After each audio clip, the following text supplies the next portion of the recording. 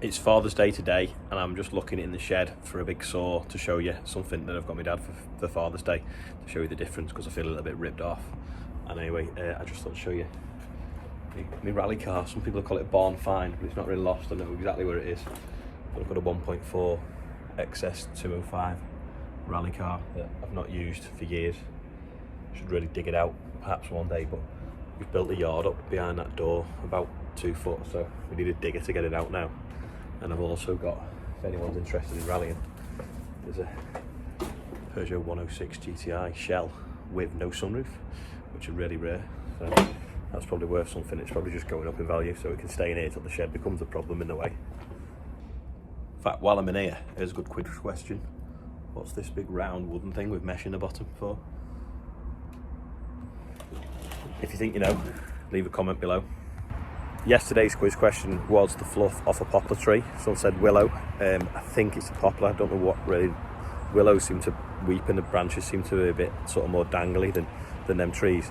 They were basically a row of trees formed by when my granddad hammered some fence posts in and they started to grow. So I'll show you that in a bit anyway. The other quiz question was, I never realised that little black bug with the orange spots turned into a ladybird. It nearly looked like it was bigger though than a ladybird. But apparently it's a juvenile ladybird. I'll put a picture on now for anyone that's missed it. Just opening the door for this grain store and there's loads of little sticks on the floor. And that's because, remember, the wagon pulled that net down up there that's hanging down when we were filling the shed. Well, something's now starting to try and build a nest up there. So we're going to have to move it and put the net back up because we don't want a nest there at harvest. But what makes me laugh is they've obviously gone to the trouble to find these sticks, carry them all the way back to where they're building the nest. And if they drop them, why don't they just fly down and pick them back up again and start again? Why did they go and find another one? Because there must be like 15 or 20 sticks on the floor here that they could have just come and got, but I don't know, crazy. How to make Andrew's JCB look smaller? Put it on a bigger trailer. It's like a little micro machine. It's getting a little bit better if he's strapping on maybe, since he sold his Massey. We'll have a quick look at the difference between this hog-low loader and the other hog-low loader. If you look at the first difference is these different rope eyes that are far better because they pull in and out easier. The next difference is that front sort of board is shaped like that, whereas that one, it's just got 2 bits of box section up the front. Toolboxes again are a lot bigger on this one. So we're going to have a quick look at this one over here. You've got, like I say, it's just got these 2 chunks up the front, whereas the other one, it's got the bars, it's got angles into it. The front board on this is shaped, on that one it's square. It has still got these triangles though. I wasn't sure it had that. And the toolboxes are only half the length.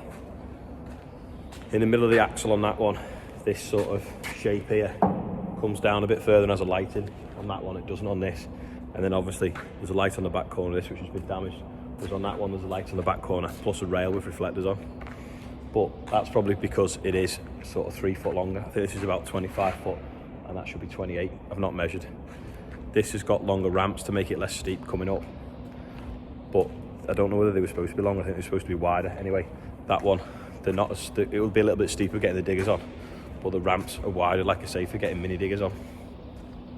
But I think they've done a good job with the colour match anyway. So I don't know whether they got the paint code off Richard Weston or how they knew. But I just think Richard Weston yellow is a good colour, and the paint on Richard Weston trailers is brilliant. So I thought, well, if they paint it with that, hopefully it'll look good for years to come. The back ramps as well, obviously this has got these ratchets, which is good because you can tighten it up and the ramps don't rattle up and down as you're going down the road, especially more so when it's empty. We just need to work out where the digger's going to sit on it, and then either get some blocks or get something for when the digger sits in the middle, so that the little loop, the little lifting loop on the digger doesn't damage the floor, because no matter how thick the wood you put on or how hard the wood you use, it'll go through it. This is just soft wood because it will get wrecked and it can get replaced. If you put hardwood on when you're loading these sort of machines on, well, maybe not that, but big machines, you're still going to smash hardwood anyway. So soft wood, change it often is probably the best. Another little bit of a difference I've noticed here actually is that I think that rail starts a bit further back than on that one. Or is it? Let's have a quick look at this one. Oh no, it's the same. It does start further back, it's just the angle I was stood at. But yeah, the front is quite square, which is good really, because if we wanted to put a hay rack on it that we'd leave on all the time, we could take these caps off and have something that slid in there and put it up and then use it for straw most of the time. But no, I'm pleased with it. It looks well, seems to be built right. So we'll see how we get on with it over the next sort of few years. We had a massive 4.1 mil of rain last night, which isn't a lot, but it's still 16 tonnes of water to the acre. So if just an eighth of that turns into 2 tonnes of yield from on top of what was already going to be there in the beans or the wheat or the barley, then that's great. These already look a bit of a deeper shade of green already for that bit of moisture. Hopefully we'll get a little bit more from this coming week, but that's just enough just to keep things keeping going. Soil looks a lot blacker at the moment, and it also smells a lot nicer as well. Some people over the weekend have had sort of 40-50 mil of rain.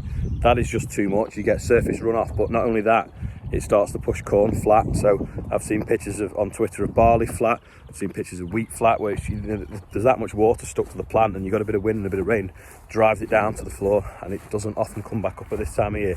Kind of like stays flat. Then it can be difficult to combine, or can be lost and just not even yield. In the sunflower field now, we've got some yellow flowers. Someone will know what they're called. These are some of the wild flowers we've sown that keep coming back each year, which make it look nice. The sunflowers themselves, a bit behind completely to last year. Looked at a photo on my phone this morning. Last year, on the 23rd of July, I think it's the 20th today, on the 23rd of July, they were waist height. Now, if I go into the field where they're the best, they're only really sort of knee height, maybe, if you look. I mean, even that's exaggerating a bit. They're not quite knee height, but perfect conditions today. We've got some moisture, we've got some heat, we've got some sunshine, so nice growing conditions.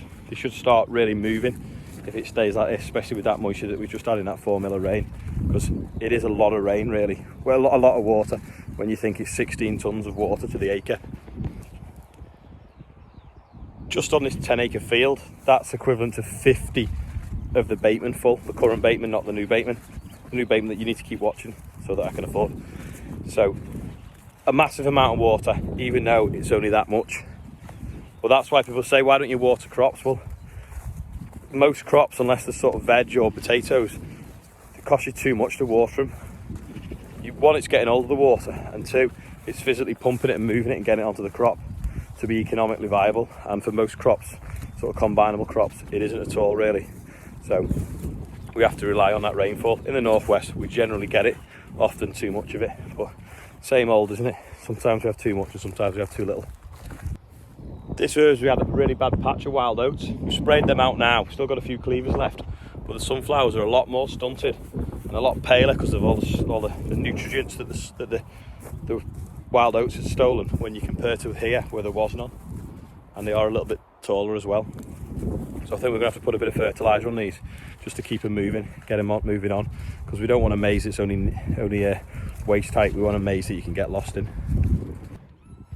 This is the sweet corn now. It's getting near probably 12 inches tall, which is pretty good. I think it's been in the ground just over 3 weeks now, is it maybe? Can't just remember. But the whole field now, you can see them all over it. You can see them in rows. Wasn't sown with a precision drill, but it doesn't matter for what we're going to use it for.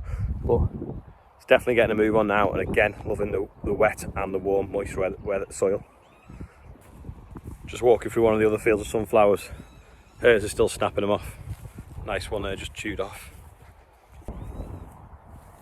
This second field, still a similar story to the other one. Massive weed burden, different weeds in this one though. You can see that they're kind of like swamping out the sunflowers. So really we need the sunflowers to overtake them, get them big leaves growing bigger, shade the light out and basically compete and win the race to see the sun and capture the moisture. But I think the weeds are winning this one at the moment. When you look across the field, there's not many sticking up higher than them. That side of the field there is not too bad, but for some reason this bit's terrible. I couldn't find a big saw, but I ordered this off the internet. You can see it's a silhouette of a tractor. And when it turned up, it was tiny. It was supposed to be, I thought it was going to be a lot bigger. You see it better on there. yeah, so I was a bit disappointed. So I was going to try and find a big saw to show you the difference between the two. But anyway, it looks nice on the wall in the house. I'm sure pre-emergence is just orange and yellow paint.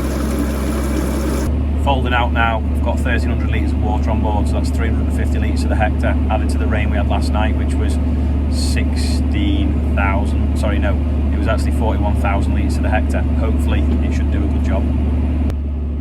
I think to go really slow because I've not changed the nozzles, and I'm using nozzles that aren't rated for this kind of level of water. So if we go really slowly, we've got to keep that pressure gauge up there low, otherwise it just physically can't get out the nozzle fast enough and we'll get loads of drift. So we're just going nice and steady. We're doing about 4k at the moment. Normally we've been spraying about 12k. Just washing out now with some clean water, because the stuff that I've been using is like orange paint and it can block the nozzles. So rinse it out 3 times after I've finished, and it'll be good for going on to wheat later this week. Little fox cub there hiding behind the thistles.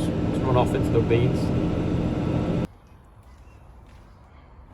Adam's changed the fan belt on the 7.5, but because it's got front PTO, it's the right pain trying to get it between the drive for the front shaft.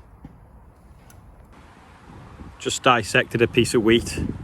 Oop, dropped it out of this field here. So you've got now, you see on the camera, a piece. I'll have to slick it. Got now wheat forming. Looks a nice plump grain at the moment. Hopefully it'll stay that way and just go orange and ripen rather than shrivel up and go all horrible with disease and different things, or drought. But yeah, that's that field of wheat there. A little bit of grass weed in it, but otherwise it's not too bad. These were the poplar trees that the fluff is off, the seed head for yesterday's quiz question. If you notice, there's a row of them there, and they're all only like a few feet apart, and that's because my granddad put them in as fence posts, and they all grew to make this row of trees. They must be 80 foot high now.